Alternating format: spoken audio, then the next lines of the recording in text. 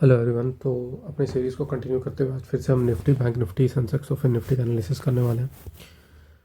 कल की वीडियो नहीं आ पाई थी, उसके पीछे रीज़न यही था कि यहाँ पर काफ़ी तेज़ लाउड स्पीकर पर किसी ने कोई गाना बजा रहा था मेरे बिल्डिंग के आसपास, तो उसकी वजह से कहीं पर भी मुझे रिकॉर्ड करने का जगह नहीं मिल रहा था।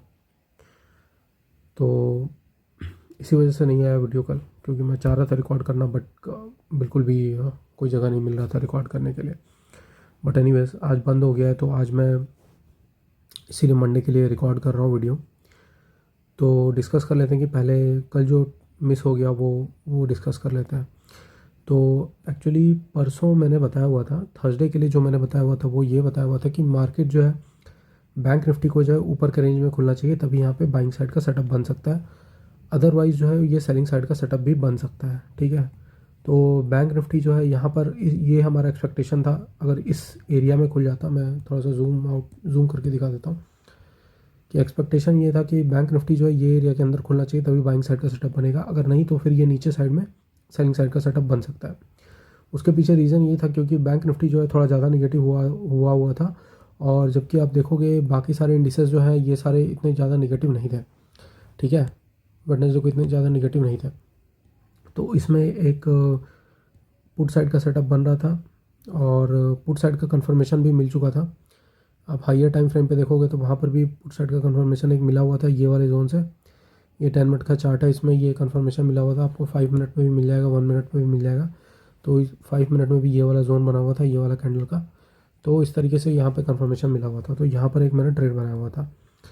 तो ये था कल का ट्रेड। और बाकी आज का डिस्कशन ये कर लेते हैं। मैंने पहले भी, जो मेरे वीडियोस रेगुलरली देख रहे हैं, मुझे नहीं पता कितने लोग देखते हैं, क्योंकि कभी कभी वीडियोस पे बहुत कम ही व्यूज़ आते हैं, सिर्फ 2-3 व्यू रहते हैं, जबकि कुछ दिनों पे 100 से ज़्यादा व्यूज़ भी रहते हैं वीडियोस पे।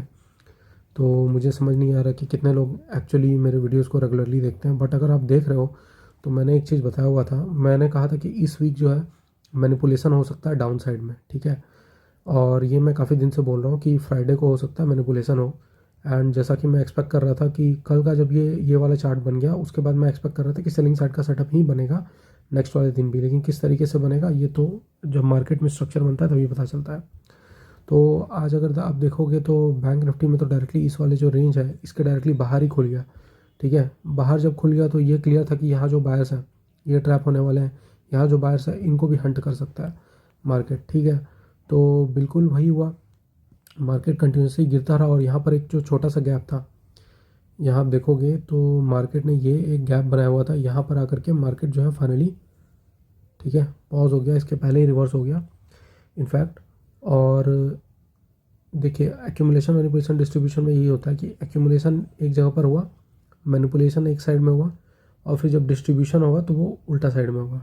ठीक है, तो ये होता है AMD सेटअप।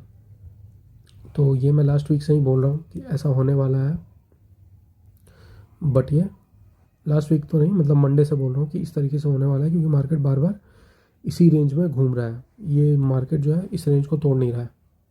ठीक है, इस रेंज में घूम रहा है, इसका मतलब एक्यूमुलेशन मैनिपुलेशन डिस्ट्रीब्यूशन जरूर होने वाला है। तो अगर आप निफ्टी का भी चार्ट देखोगे तो निफ्टी में जैसे मैंने ये 10 मिनट का चार्ट लगाया, तो आप देखोगे तो मार्केट डायरेक्टली इस रेंज में खुला। ठीक है, तो अब क्लियर हो गया कि यहाँ के बायर्स को टारगेट करेगा, तो ये तो एसएल हंटिंग के अकॉर्डिंग भी टारगेट होगा। ठीक है, इसके अलावा और भी अगर आप बाकी चीज़ें फॉलो करते हो, कुछ और सेटअप वगैरह फॉलो करते हो, तो उसके अकॉर्डिंग, जैसे मैं SMC भी यूज़ करता हूँ, तो उसके अकॉर्डिंग यहाँ पर जो टारगेट था वो दिख रहा था क्लियरली बैंक निफ्टी के अंदर। और इसमें वैसे एंट्री भी बन गया था, नीचे साइड से अप साइड के लिए भी एंट्री मुझे मिल गया था।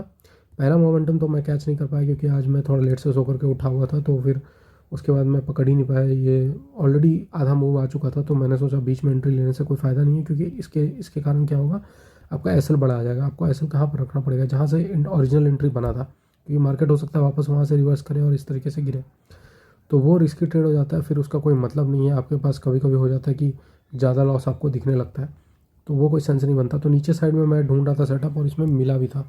मैं दिखाता हूँ कहाँ पर मिला था। ये 1 मिनट के चार्ट पर सेटअप जो है, हाँ 1 मिनट के चार्ट पर देखोगे, जब ये यहाँ से ये एक वी स्ट्रक्चर बना दिया था, और उसके बाद मैं वेट कर रहा था इस जोन का। इस जोन पर तो नहीं आया, लेकिन यहाँ पर एक जोन बना हुआ था। ठीक है, यहाँ पर एक जोन बना हुआ था, और तो यहाँ पर एंट्री बन रहा था। ये वाला जब ग्रीन कैंडल बना तो इसके बाद एंट्री बन रहा था, लेकिन ये कुछ मेरे ख्याल से 200-250 पॉइंट था। अगर आप यहाँ पर देखोगे तो 52,400 और 52,265, हाँ करीबन ये 200 पॉइंट समथिंग के आसपास यहाँ पे बन रहा था इसका एसएल। तो इसी वजह से मैंने यहाँ पर एंट्री नहीं की। ऐसे काफ़ी लोगों ने यहाँ पर भी एंट्री की, कुछ लोगों ने ये वाला ट्रेड भी पकड़ा और ये वाला ट्रेड भी पकड़ा, बट वो काफ़ी कम लोग होंगे। ज़्यादातर लोगों ने या तो ये वाला ट्रेड पकड़ा है या ये वाला ट्रेड पकड़ा है। तो आज तो मैंने कोई एंट्री नहीं की, बट ये बहुत अच्छा ट्रेड बन सकता था। अगर मुझे पता नहीं था कि इतना ज़्यादा रिवर्सल आ जाएगा। मैंने सोचा था हो सकता है कि मार्केट जो है जहाँ से स्टार्ट हुआ है मैक्सिमम वहाँ तक जा सकता है, या फिर मार्केट जो है इस वाले जोन से दोबारा से रिट्रेस होकर के डाउनफॉल में कंटिन्यू करे। तो इसी वजह से मैंने ये 200 पॉइंट का जो एसएल था ये लेना सही नहीं समझा। मैंने सोचा कि ये लूँगा तो हो सकता है आगे मुझे 200 पॉइंट मैक्सिमम मिल सकता है, लेकिन ये हो सकता है बड़ा लॉस शो करने लगे और उसके बाद जा कर के ऊपर जाए। तो चांसेस तो था रिकवरी का, बहुत ज़्यादा चांस था कि मार्केट पूरा ही पूरा पलट जाए, क्योंकि ऐसा काफ़ी बार मार्केट कर चुका है। ये पहली बार ऐसा नहीं हुआ है। आप पुराना चार्ट खोल करके देखोगे तो मार्केट जब भी इस तरीके से रेंज बाउंड रहता है, इस एरिया किसी एक एरिया के अंदर घूम रहा होता है, तो वो क्या करता है कि मार्केट जो है किसी दिन जो है ना सबका एसएल हंट करते हुए नीचे चला जाता है और उसके बाद वापस से पूरा का पूरा मार्केट घूम करके रिट्रेस कर जाता है। ये आपको पुराने चार्ट में मिलेगा। मेरे ख्याल से ये जुलाई या अगस्त के किसी चार्ट में भी होगा। इसी टाइप का वो रेंज बाउंड घूम रहा था मार्केट और यही चीज़ को उसने रिपीट किया हुआ था। तो मार्केट अपने स्ट्रक्चर्स को रिपीट ज़रूर करता है, स्पेशली इंडियन मार्केट में फ़िलहाल तो कर रहा है। एग्जैक्ट नहीं करेगा, ऑब्वियस सी बात है, एग्जैक्ट तो वो कभी नहीं करता, बट इस टाइप के स्ट्रक्चर को रिपीट करता है। तो अब नेक्स्ट दिन क्या हो सकता है? अब देखिए यहाँ पर जिस तरीके से मैं रिट्रेसमेंट एक्सपेक्ट कर रहा था वो तो आज ही दे दिया मार्केट ने। तो इसके अलावा मंडे को क्या कर सकता है? मंडे को देखिए, अब यहाँ पर जो है ना मोस्ट लाइकली देखिए चारों के अंदर में बाइंग साइड का सेटअप ही बनेगा। ठीक है, अभी के लिए एक्सपेक्टेशन ये है कि बाइंग का ही सेटअप बनेगा, लेकिन ये मंडे को देखना पड़ेगा कि क्या बनने वाला है। मंडे को थोड़ा सा कंफर्मेशन मिल जाएगा कि ट्यूसडे, वेडनेसडे, थर्सडे या नेक्स्ट वीक क्या होने वाला है। ठीक है, मंडे को एक्सपेक्टेशन है कि ये बाइंग साइड का सेटअप इसमें ईजिली मिल जाए। ठीक है, अब ये भी हो सकता है मंडे को कि बड़ा बाइंग ना आए और ना ही छोटा, ना ही सेलिंग भी बड़ा है। ठीक है, मार्केट हो सकता है रेंज बाउंड रह करके यहीं पे रह जाए, ये पॉसिबिलिटी है, क्योंकि मार्केट का ऐसा ही स्ट्रक्चर बना हुआ है अभी फ़िलहाल के हिसाब से। ठीक है, क्योंकि निफ्टी ज़्यादा ऊपर गया नहीं हुआ है।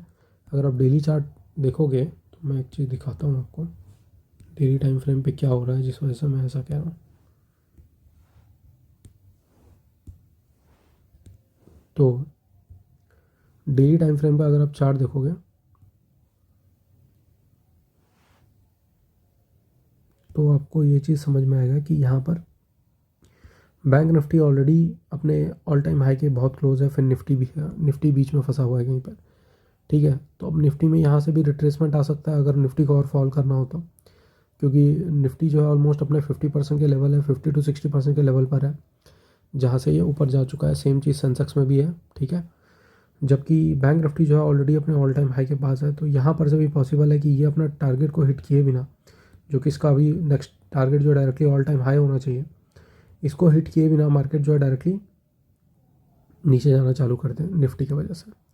तो ये पॉसिबिलिटी अभी भी बनी हुई है, इसीलिए मंडे को देखना पड़ेगा कि मार्केट करता क्या है। ठीक है, इसी वजह से मैं बोल रहा हूँ कि हो सकता है कि बड़ा बाइंग ना आए मंडे को और ना ही बड़ा सेलिंग आए, क्योंकि यूजुअली ऐसा होता भी है कि जैसे मार्केट जो है किसी दिन बहुत ज़्यादा चल गया, जैसे कि आज के टाइम में बहुत ज़्यादा पॉइंट्स का मूवमेंट अगर दे दिया, तो नेक्स्ट डे क्या होता है, मार्केट जो है थोड़ा सा रेंज बाउंड रहने की कोशिश करता है और एसएल खाने की कोशिश करता है बायर्स की।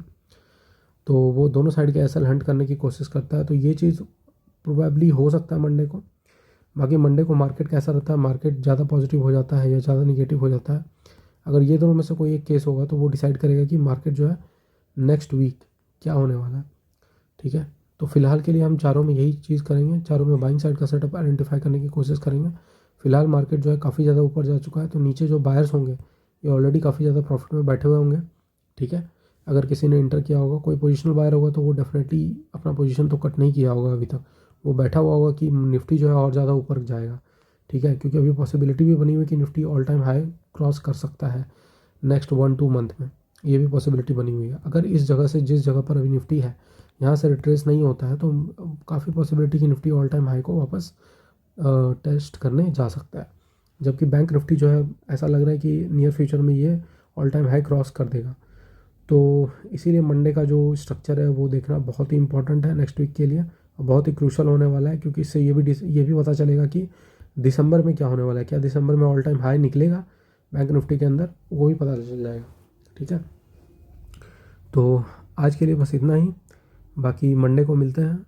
और अगर आपको एनालिसिस पसंद आ रही है तो हमारे वीडियो को लाइक कीजिए एंड चैनल सब्सक्राइब कीजिए। आज के लिए बस इतना ही, धन्यवाद।